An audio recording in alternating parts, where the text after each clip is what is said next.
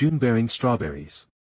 Generally speaking, there are three varieties of strawberries: June-bearing, ever-bearing, and day-neutral. As the name suggests, the first of these types produces one crop annually, which is generally in June. June-bearing strawberries are quite common, especially for home gardeners, though other types are available, if you're thinking of planting your own strawberry patch. Ever-bearing strawberries. This second category of strawberries actually has a slightly misleading name. Ever-bearing strawberries don't produce strawberries continuously, rather, they typically produce two crops each year, one roughly in July and the second in August-September.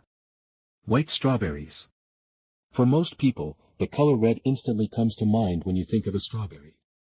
Red strawberries are what most farmers grow, what we tend to find in grocery stores, and what strawberries usually look like in breakfasts and desserts. Albion. Categorizing strawberries can be a little confusing. The categories listed above refer to general varieties of strawberries, but within each type there's quite a bit of variation, ultimately adding up to hundreds of unique varieties of strawberries in total. All-Star.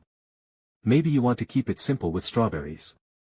You want all your strawberries to come at once. You're prepared for a big harvest, ready to eat some fresh and process others into jams, chia oatmeal bars, or something else tasty. Sparkle.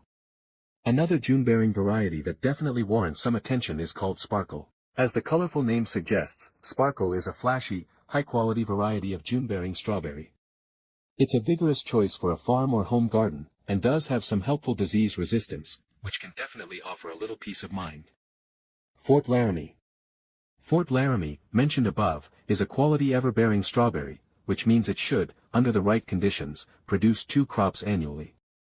Under the best conditions, Fort Laramie can potentially even produce 3 crops of strawberries per year.